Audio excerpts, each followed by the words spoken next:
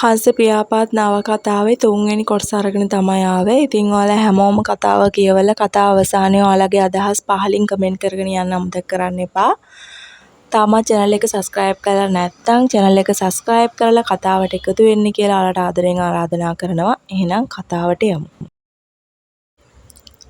උඹ drive කරපන් චරි. හරි. ඒ කායකේ රෝදවල හුලන් නෑ වගේ. මොකක්? බහැපන් බලන්න. අඩෝ රෝද හතරෙම හුලන් නෑ. එහෙම උනේ කොහමද චරිත්? යනවා නම් එකකනේ හුලන් යන්නේ. හරි මට පැහැදිලි. මේකත් අර කබරිගේ වැඩක් තමයි. වරෙන්කෝ යන්න. අද මං ඕකේ උස්සලා පොළවේ ගහලායි නවතින්නේ. අනේ මේ උඹට දැන් ඒකේ ගිය පාරක්වත් හොයන්න වෙන්නේ නෑ. යමන් ගරාජ් එකක් හොයාගෙන. මේ ගරාජ් කොහෙ තියෙනවද කියලා අපි දන්නවද බං? ඒකට තමයි අපිට කටක් තියෙන්නේ. කාගෙන් හරි අහන්න.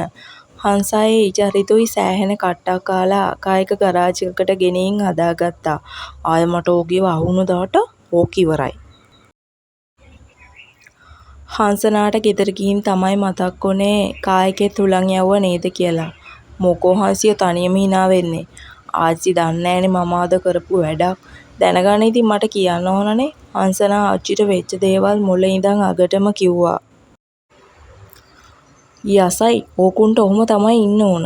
බලපන් අම්මා එනවද කියලා. නැත්තම් කියයි මම උඩගෙඩි දෙනවයි කියලා. ආච්චි දෙන්නේ උඩගෙඩි නෙවෙයිනේ. ගිනි ගෙඩිනේ. මොකද්දම කියන්නේ?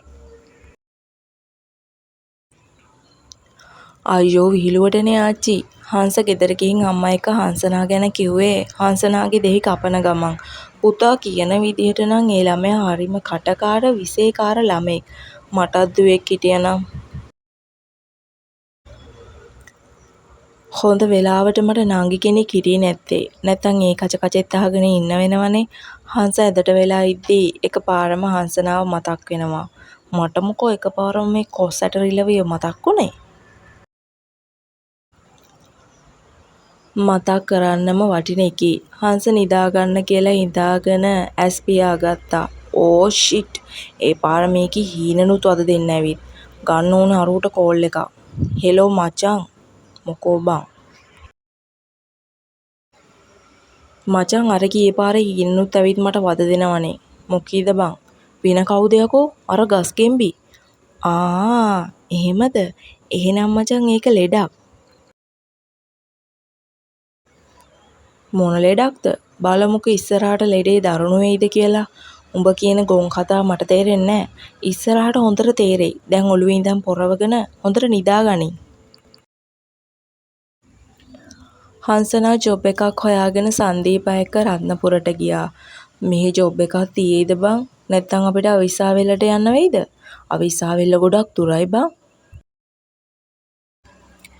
කොහොම හරි දෙන්නට ලොකු ක්ලෝත් ෂොප් එකක ජොබ් එක හම්බ වුණා. ඇති අන්තම් හෙට ඉඳන් වැඩ කරන්න තමයි ඉතින් තියෙන්නේ. දෙන්නම රත්නපුර CIB එකේ වැඩ. හංසනා සුපර්වයිසර් ජොබ් එක කරේ. සංදීප කැෂියර් එකට අරගත්තා. ඒ මගේ යාළුවෙකුගේ ෂොප් එකෙන් බලමු. වරෙන් යන්න. CIB එක බං අර තියෙන්නේ. හංස චරිත් එක්ක යන්නේ හංසනා වැඩ කරන ෂොප් එකට. කෙල්ල සාරි එකක් ඇඳලා හිටපු නිසා කොල්ලෝ දෙන්නටම අඳුර ගන්න බැරි වුණා. අද ගොඩක් බිසි දවසක් නිසා හංසනාටත් කස්ටමර්ලා බලන්න වුණා. කෙල්ල කැරකිලා ආවේ හංස ඉන්න පැත්තට. "Excuse me අපිට ටී-ෂර්ට් ඩිසයින් බලන්න පුළුවන්ද?" "පුළුවන් සර්." "අර ඉස්සරහා තියෙන්නේ." කෙල්ල දැක්ක හංසව. "මූ එතකොට මේකටද මම සර් කිව්වේ? කරන්න දෙයක් නෑ හංසනා. මේ වාගේ ජොබ් එක ආව විතරනේ. ප්‍රශ්න දාගෙන ජොබ් එක නැති කරගන්න බෑ." හංසනා හිමින් සැරේ එතනින් මාරු වෙලා යන්න හැදුවත් ආයෙත් කතා කරේ හංස. "ඩෙනිම් කොහෙද තියෙන්නේ?" "එහා කෑල්ලට යන්න."